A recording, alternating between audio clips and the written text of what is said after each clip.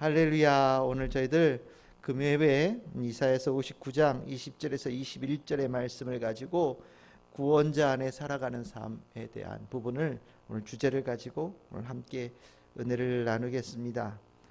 우리가 이 어려운 때를 이렇게 지나가면서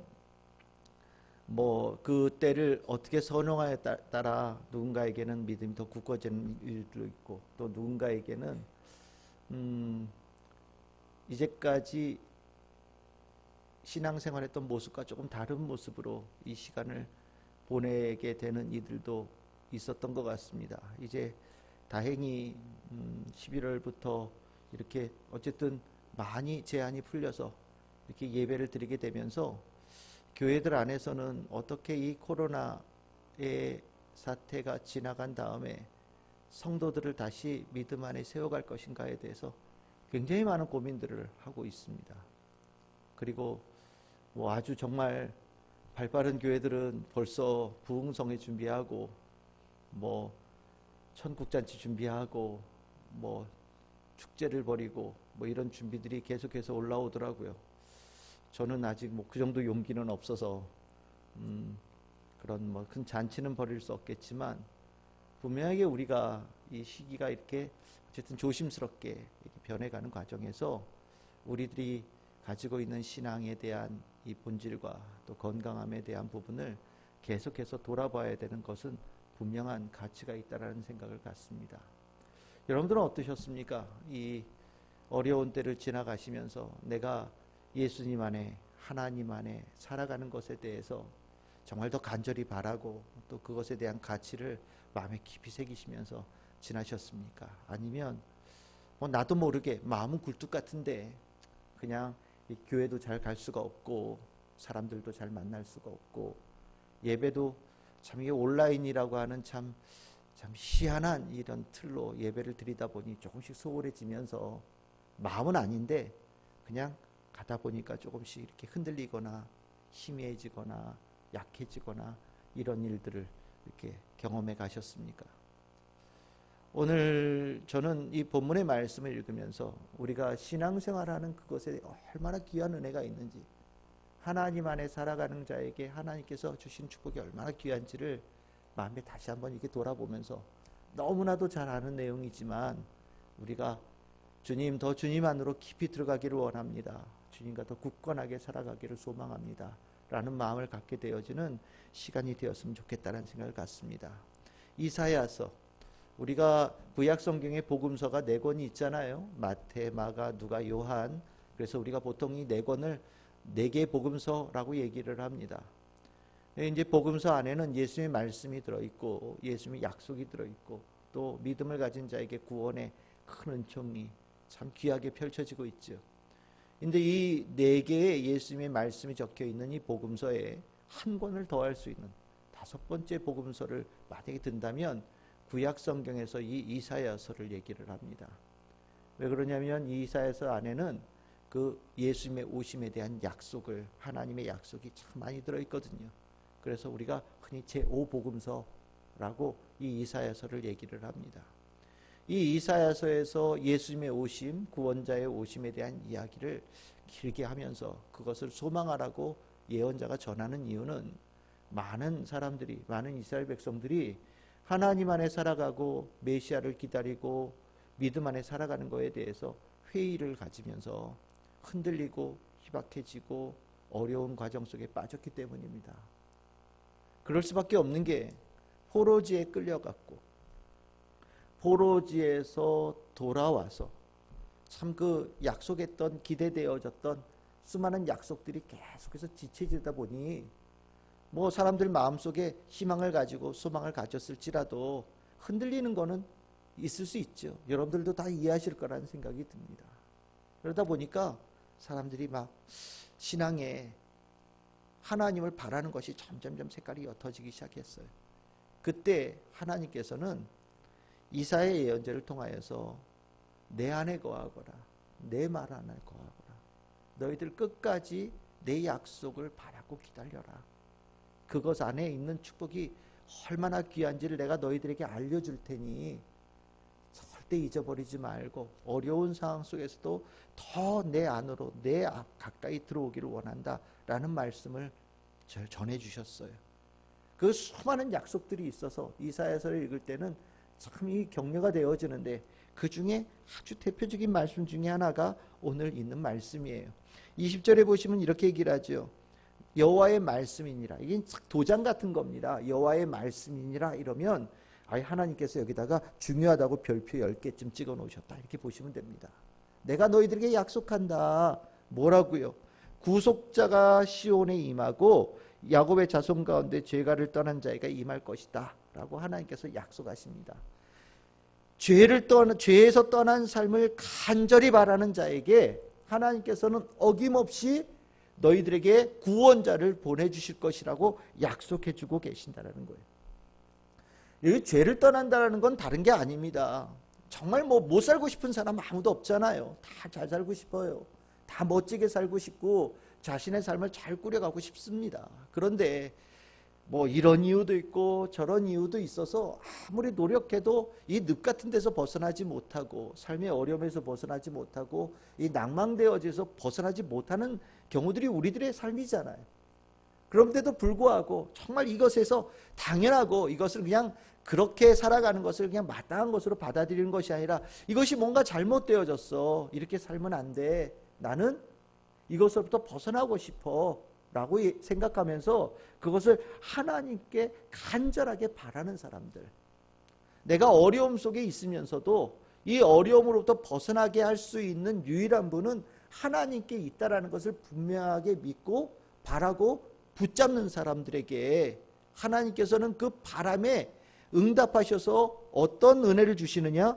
구원자를 보내주신다는 약속을 하신다는 겁니다. 이게 참 귀한 거예요. 하나님께서 주시는 구원자가 내 삶에 임할 때에는요, 그 구원자가 이제 내 인생의 운전대를 잡으시는 거거든요. 나 혼자서는 이 어렵고 힘들고 낭망되어지는 삶에서 벗어날 수 없었는데 구원자가 온다라는 것은 나는 도저히 저기 갈 수 없는 것을 그 구원자가 오셔서 갈 수 있게 만들어 주시고, 내가 뛰어넘을 수 없는 그 장벽을 구원자가 오셔서 뛰어넘을 수 있게 만들어 주시고, 내가 막혀서 오도 가지 못하는 그 과정 속에 있을 때 구원자가 오셔서 길이 아닌 곳에 길을 만드셔서 우리를 갈 수 있도록 만들어 주신다라는 거죠. 그래서 이 구원자가 임한다라고 하는 것은 내 삶에 완전히 새로운 삶이 펼쳐지는 것과 똑같은 겁니다. 우리가 믿음 생활을 한다라는 것이 무엇이냐? 이 구원자가 내 삶의 운전대를 잡고 나아가시는 삶이 된다라는 거죠. 그렇지요. 우리가 믿음 생활하면서 우리는 분명히 고백할 수 있어야 돼요. 내 삶은 내 것이 아니에요. 그러면 마이너스냐? 이게 아니죠. 내 삶이 내 것이 아닌데 내 삶이 누구 것이 되어집니까? 하나님의 것이 되어지죠. 그리고 나서 내 삶의 운전대를 주님께서 잡으셔서 하나님의 영광스러움을 내 삶에다가 덧입혀 주시는 은혜를 주신다. 이것이 우리가 믿음 생활하면서 가게 되어지는 고백입니다. 여러분들의 삶이고 믿음 안에 살아가는 자에게 주시는 축복이지요. 우리는 그것을 절대 잊어버리면 안 돼요. 우리가 신앙생활을 하면서 구원자가 내 삶의 운전대를 잡으면서 일어나는 그 축복을 잊어버린다면 그것은 도로 하나님 만나기 이전에, 예수님 만나기 이전의 삶으로 돌아가는 것과 똑같습니다.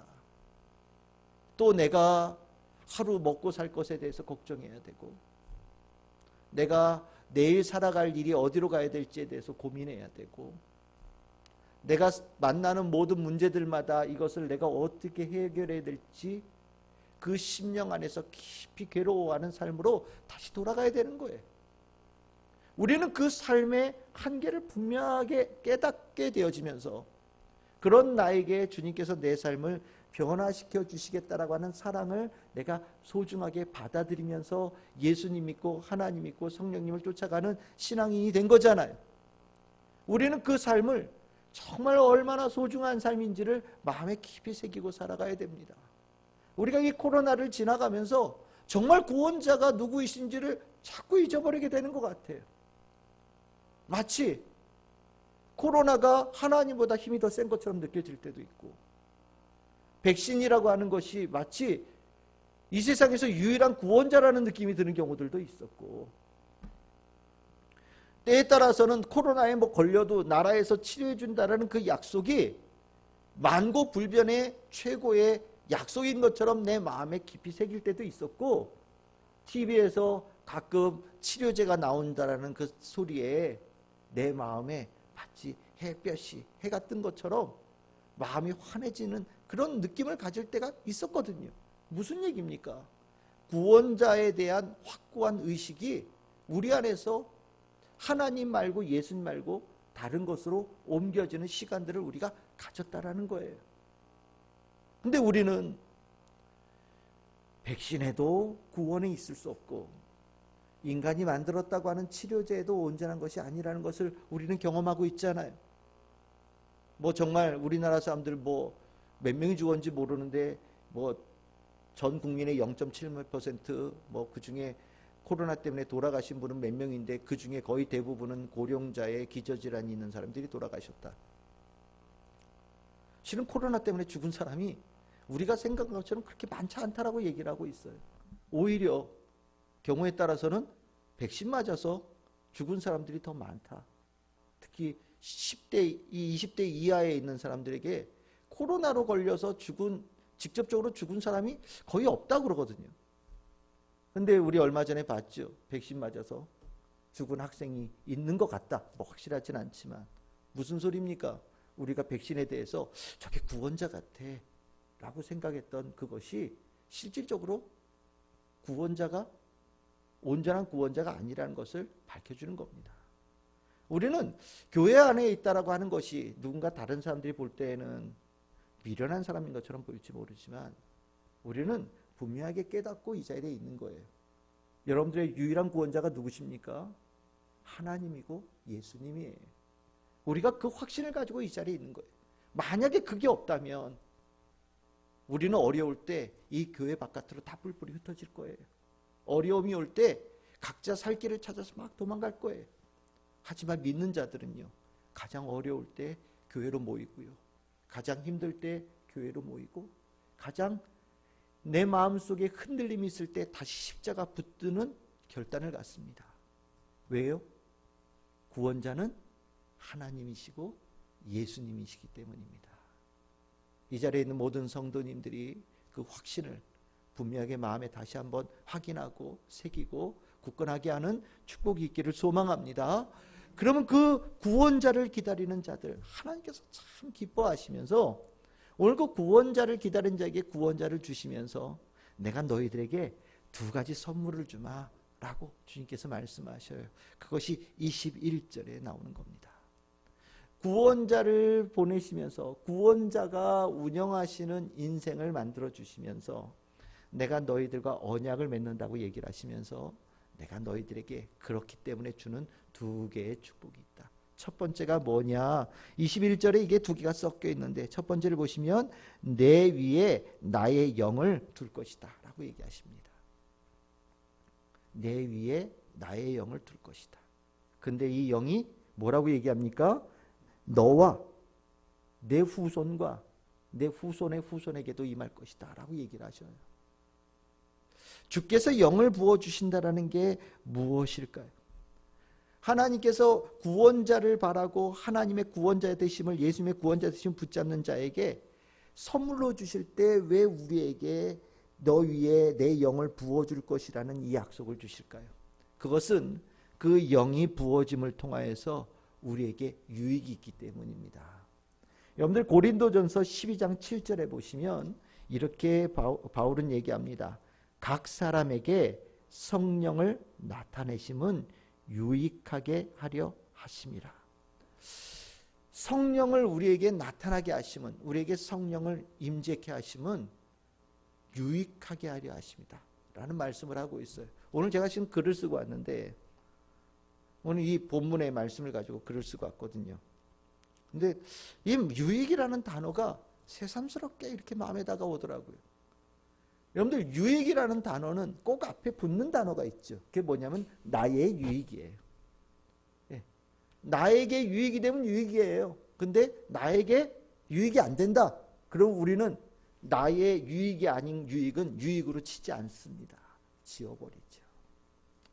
실은 각자의 유익에 정말 목숨 걸고 살아가는 자가 되어져요. 그리고 그것을 축복이라고 생각을 합니다. 내 유익이 많으면 나는 복 받았어. 내 유익이 커지면 나는 은혜 받은 사람이야. 내 유익이 많아지면 하나님께서 특별하게 사랑을 나에게 베풀어 주셨어 라고 얘기를 합니다.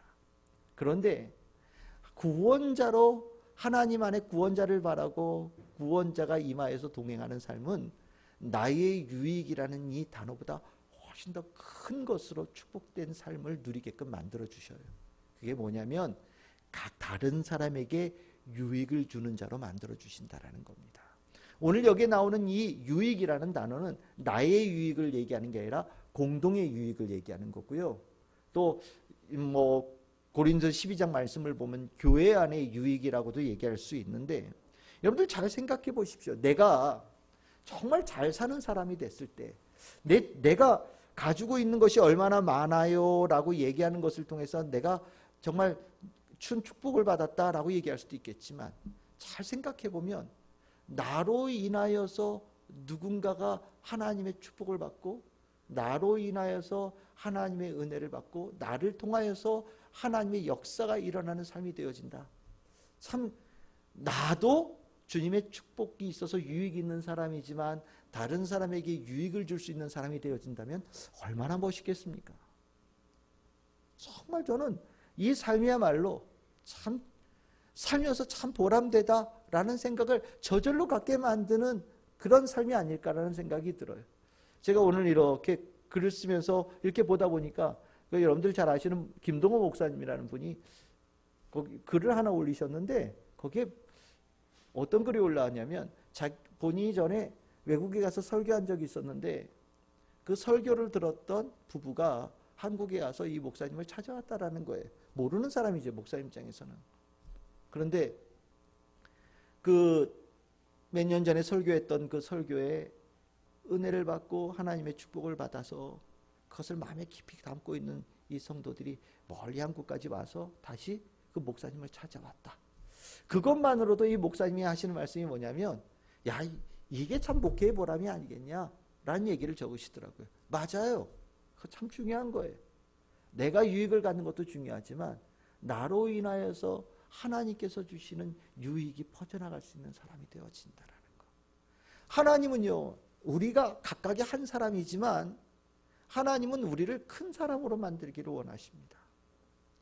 정말 우리 한 사람이 더 많은 일들을 할 수 있고, 더 많은 유익을 만들어낼 수 있고, 더 많은 사람을 행복하게 만들 수 있고, 더 많은 사람들에게 구원의 역사를 베풀어 줄 수 있는 큰 사람을 만들어 주기를 원하셔요. 그 큰 사람이 만들어지는 축복을 어떤 사람에게 주시느냐?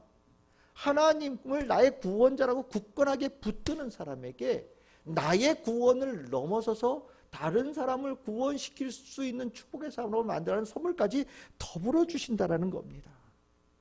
우리가 구원자를 붙잡는다, 내가 예수 그리스도 안에 살아간다라는 것 안에 이 놀라운 축복이 있다는 것을 우리는 분명히 기억해야 돼요. 우리는 나 하나 살기도 급급하게 살아가는 경우들이 허다하거든요. 그런데 우리는 이 틀을 벗어낼 수 있어요.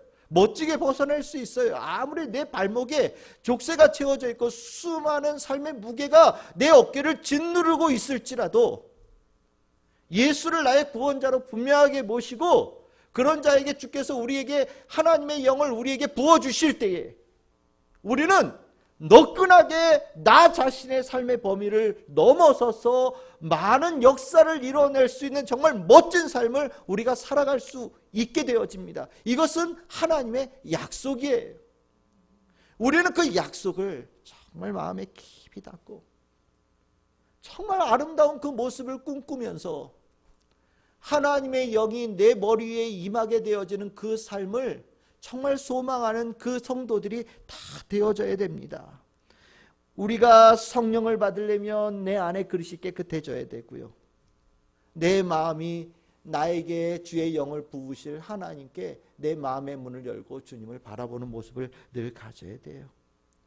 비록 나는 가진 것이 아무것도 없는 사람이지만 내 하나의 삶도 살아가기에 급급한 부족한 인생이지만 나에게 임하시는 성령님은 나를 큰 삶으로 만들어 주신다라고 분명하게 약속하셨으니 그 약속을 바라고 믿고 그 은혜를 누려가는 성도들이 우리가 되어져야 되고, 이것이 구속자를 굳건하게 붙들어 자에게 주시는 하나님의 약속이라는 것을 여러분들이 분명히 기억하시기를 바랍니다.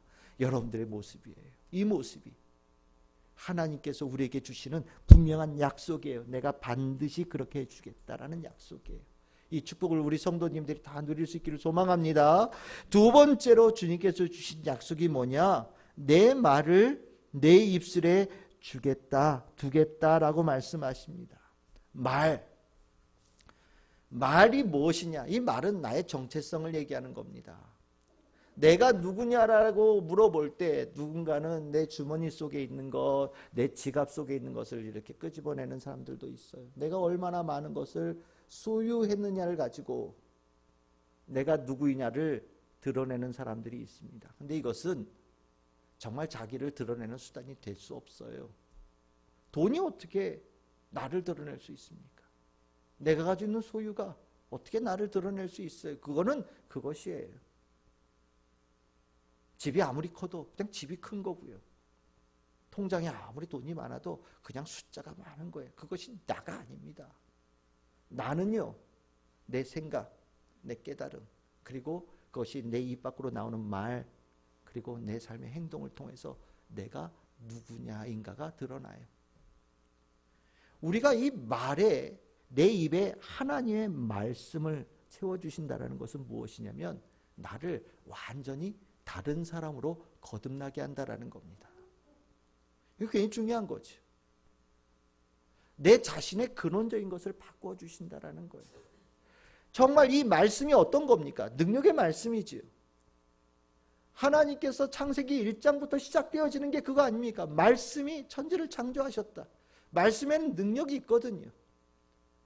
이 말씀 자체가 하나님이시고요. 하나님이 바로 그 능력을 나타내시고 만드시고 이루시고 성취하시는 권세입니다.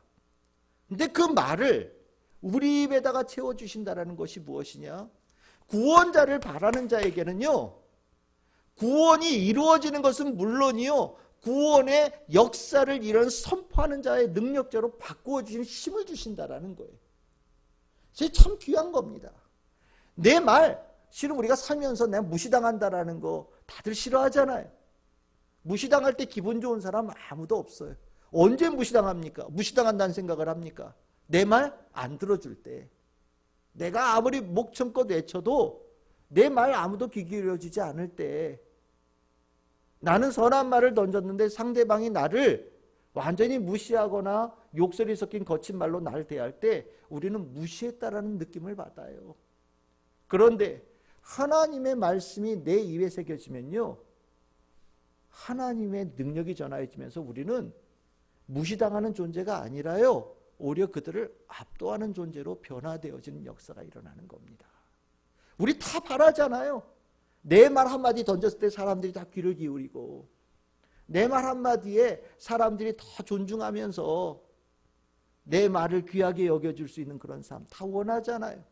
그런데 이 삶을 어떤 사람에게 주어지느냐? 예수 그리스도를 구원자로 붙드는 자에게 주시겠다라고 하나님께서 약속하신다라는 겁니다. 참 얼마나 귀합니까? 그 바랬던 모습이 예수 붙잡는 가운데 일어나요. 우리가 이 말씀 안에 살아가고 주의 말씀에 보호막을 입어서 살아가는 것에 그 은혜를 우리가 잘 모르는 경우들을 우리는 살아왔었어요. 그런데 우리가 코로나 지나가고 함께 만나서 예배드리지 못하고 성도들과 함께 은혜 나누지 못하면서 그 말씀의 보호막이 일부가 이렇게 뚫리는 경험들을 다들 했거든요. 하나님의 말씀 안에 이렇게 온전하게 덮여 있을 때는 그것이 얼마나 소중한지 몰랐는데, 이렇게 구멍이 뚫리고 나니까 이 구멍 뚫린 곳으로 찬바람이 얼마나 들어오는지요.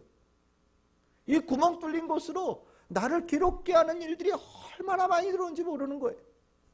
전에는 이 보호막이 이렇게 둘려 있을 때는 심지어는 하루에 12시간을 일하든 정말 일주일에 6일을 일하던 간에 이 보호막 안에 있을 때는 기쁨을 가지고 소망을 가지고 힘을 내면서 함께 도모하는 매일매일을 살았는데, 말씀의 보호막이 이렇게 구멍이 뚫리고 나니까 일은 좀 덜하고 그렇다고 이렇게 벌이가 적어진 것도 아닌데 괜히 힘들어요. 괜히 지쳐요. 괜히 재미있는 일도 없고요. 뭔가 꿈꾸고 반짝반짝 빛나는 미래에 대한 그런 기대감도 내 안에서 막 사라진다라는 느낌을 갖게 되더라고요. 다른 사람 얘기가 아닙니다. 제 얘기입니다. 제 얘기. 코로나 기간 동안에 정말 안식의 시간을 참 오래 길게 가졌거든요. 이렇게 말씀 전하고 성도님들과 신방도 가고 얘기도 하고 그러지를 못하다 보니까 시간은 많이 남는데 뭔가 이렇게 구멍 뚫린 대로 계속 찬바람 들어오면서 너무 힘든 거예요. 그러면서 느낌을 제가 알게 됐죠. 이 말씀 안에 성도들과 서로 은혜를 나누고 설교를 하고 성도들과 만나서 예배를 드리고 그렇게 믿음의 형제들과 함께 교제를 나누는 가운데 있었던 그 축복이 참 귀한 거였구나 라는 것을 깨닫게 되더라고요. 이 말씀의 능력이 참 놀라운 거구나. 참 피곤하다고 예배를 안 나올 게 아니지요. 힘들다고 예배 안 나온다면 그건 예수님의 구원자 되시는 그 은혜를 모르는 사람들이에요. 우리가 주님 안에서 힘을 얻고 주님 안에서 은혜를 입고 평안을 얻잖아요. 그 은혜가 있기 때문에 우리는 새벽에도 낮에도 밤에도 우리가 주님 앞에 나와서 예배 드리는 그 발걸음을 끊이지 않고 나오게 되어지는 거죠. 우리는 그 은혜를 코로나 기간 동안에 조금 잊어버렸던 거예요. 아니요, 조금 약해졌던 겁니다. 근데 우리는 다시 한번 깨달아야 돼요. 약속이에요. 예수를 구원자로 굳건하게 붙드는 자에게는 그 입에 무엇을 주신다고요? 하나님의 말씀을 주신다. 그 말씀이 내 입에 있는 사람은요, 능력의 사람이 되어져서 힘이 나고요. 그 말씀의 권세를 가지고 사단마귀를 쫓겨내고요. 하나님의 나라를 확장시켜 가고요. 내 입에서 나오는 말이 나를 복된 곳으로 이끌어가는 축복의 삶을 갖게 되어지죠. 여러분들 입에 하나님의 말씀을 늘 채워보십시오. 어떤 일이라든지 한 가지만 단적으로 얘기한다면 나쁜 일을 하고 싶어도 나쁜 일이 잘 안 돼요. 내 입에 하나님의 말씀이 늘 맴돌잖아요. 그러면 정말 내 마음대로 살고 싶어도 내 마음대로 잘 살게끔 못하게 그 말씀이 나를 주님께로 계속해서 이끌어가는 은혜를 입습니다. 참 귀한 거예요. 우리가 이 땅에 살면서 그래도 헛디뛰지 않고 구원의 길, 그 좁은 길을 계속해서 걸어갈 수 있는 사람이 된다라는 거. 한번 떨어지고 빠져본 사람들은 이 말이 뭔지를 알겠지만 우린 잘 몰라도 우리에게 이 성경의 말씀을 통해서 주시는 분명한 깨달음을 알고 있어서 우리가 걸어가는 이 길이 얼마나 귀한지를 우리는 잘 고백하고 붙들고 나간다고 저는 분명히 믿습니다. 여러분들 기억하십시오. 예수 붙잡고 예수를 나의 구원자로 분명하게 섬기면서 살아가는 성도의 삶은 이렇게 귀하다라는 것을 분명히 여러분들 아셔야 돼요. 성령이 임해요. 여러분들 머리에 성령이 임해요. 하나님의 약속입니다. 여러분들의 입에 하나님의 말씀이 임해요. 하나님의 약속이에요. 왜 이런 약속을 하십니까? 예수가 구원자라는 거, 하나님이 구원자라는 걸 절대 잊지 말라는 거예요. 하나님이 유일한 구원자 되신다는 것을 분명하게 깨달으라는 겁니다. 어떤 경우에도 그 어떤 일이 있어도 이 확신만큼 절대 놓치지 말라는 거예요. 그래서 그것 때문에 이 두 가지 선물까지 더해가면서 우리에게 마음에 깊이 새기도록 이사야 예언자를 통해서 우리에게 전해주는 겁니다. 어떠십니까? 여러분들 안에 예수님만이 나의 구원자 되심을 분명하게 여러분들이 마음에 새기고 계시지요? 이후로 우리가 코로나 이후에 다시 힘차게 신앙생활에 나가는 그 과정 속에 예수님, 하나님, 성령님, 하나님 말씀이 여러분들의 심령에 분명하게 새겨지고 더 뚜렷하게 새겨지고 그 하나님, 예수님, 성령님을 따라가는 굳건한 성도들 다 되기를 소망합니다. 성령의 임하심의 축복과 말씀에 임하는 축복은 그런 자에게 주시는 선물이에요. 보너스예요. 그 삶은 여러분들이 정말 바랬던 삶이고요. 정말 여러분들이 꿈꾸었던 삶이고 여러분들을 통해서 큰 하나님의 역사가 일어날 큰 사람이 되어지는 축복의 삶입니다. 오늘 이 자리에 예배드리는 모든 성도님들의 심령에 오늘 이 말씀을 붙잡고 기도할 때에 믿음이 더 굳건해지고 예수님의 이름이 더 확실해지는 축복이 임하시기를 주님의 이름으로 축원합니다.